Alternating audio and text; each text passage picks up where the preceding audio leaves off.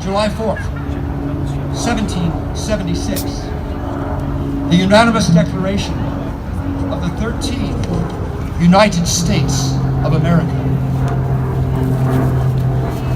When in the course of human events, it becomes necessary for one people to dissolve the political bands which have connected them with another, and to assume among the powers of the earth a separate and equal station to which the laws of nature and of nature's God entitle them. A decent respect to the opinions of mankind requires that they should declare the causes which impel them to the separation. We hold these truths to be self-evident, that all men are created equal, that they are endowed by their Creator with certain unalienable rights, that among these are life, liberty, and the pursuit of happiness. That to secure these rights, governments are instituted among men, deriving their just powers from the consent of the governed, that whenever any form of government becomes destructive of these ends, it is the right of the people to alter or to abolish it, and to institute new government, laying its foundations on such principles and organizing its powers in such form as to them shall seem most likely to affect their safety and happiness. Prudence, indeed, will dictate that governments long established should not be changed for light and transient causes, and accordingly all experience has shown that mankind are more disposed to suffer, while evils are sufferable, than to right themselves by abolishing the forms to which they are accustomed. But when a long train of abuses and usurpations, pursuing invariably the same object, evinces a design to reduce them under absolute despotism, it is their right, it is their duty to throw off such government and to provide new guards for their future security. Such has been the patient sufferance of these colonies, and such is now the necessity which constrains them to alter their former systems of government. The history of the present King of Great Britain is a history of repeated injuries and usurpations, all having in direct object the establishment of an absolute tyranny over these states.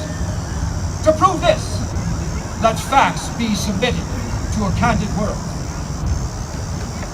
He has refused his assent to laws, the most wholesome and necessary for the public good. He has forbidden his governors to pass laws of immediate and pressing importance, unless suspended in their operation till his assent should be obtained. And when so suspended, he has utterly neglected to attend to them. He has refused to pass other laws for the accommodation of large districts of people, unless those people would relinquish the right of representation in the legislature, a right inestimable to them and formidable to tyrants only. He has called together legislative bodies at places unusual, uncomfortable, and distant from the depository of their public records, for the sole purpose of fatiguing them into compliance with his measures. He has dissolved representative houses repeatedly for opposing with manly firmness his invasions on the rights of the people.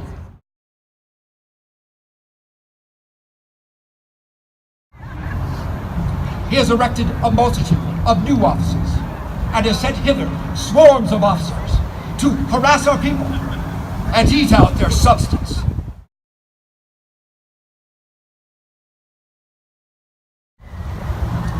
He has combined with others to subject us to a jurisdiction foreign to our Constitution and unacknowledged by our laws, giving his assent to their acts of pretended legislation.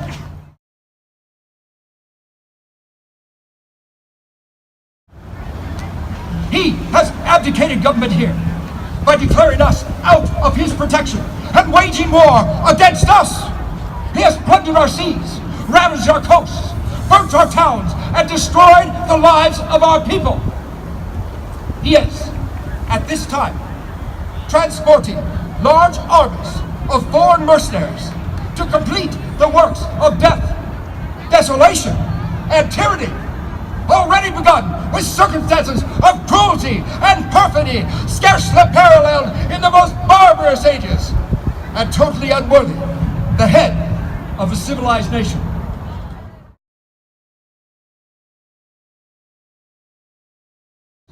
In every stage of these oppressions, we have petitioned for redress in the most humble terms. Our repeated petitions have been answered only by repeated injury. A prince whose character is thus marked by every act which may define a tyrant is unfit to be the ruler of a free people. Nor have we been wanting in attentions to our British brethren. We have warned them from time to time of attempts by their legislature to extend an unwarrantable jurisdiction over us. We reminded them of the circumstances of our emigration and settlement here. We have appealed to their native justice and magnanimity, and we have conjured them with the ties of our common kindred to disavow these usurpations, which would inevitably interrupt our connections and correspondence. They, too, have been deaf to the voice of justice and of consanguinity. We must, therefore, acquiesce in the necessity which denounces our separation and hold them as we hold the rest of mankind, enemies in war, in peace, friends. We, therefore, the representatives of the United States of America in General Congress, assembled, appealing to the Supreme Judge of the world for the rectitude of our intentions, do, in the name and by authority of the good people of these colonies, solemnly publish and declare that these united colonies are and of right ought to be free and independent states, that they are absolved from all allegiance to the British Crown, and that all political connection between them and the state of Great Britain is and ought to be totally dissolved, and that as free and independent states they have full power to levy war, conclude peace, contract alliances, establish commerce, and to do all other acts and things which independent states may of right do. And for the support of this declaration, with a firm reliance on the protection of divine providence, we mutually pledge to each other our lives, our fortunes, and our sacred honor.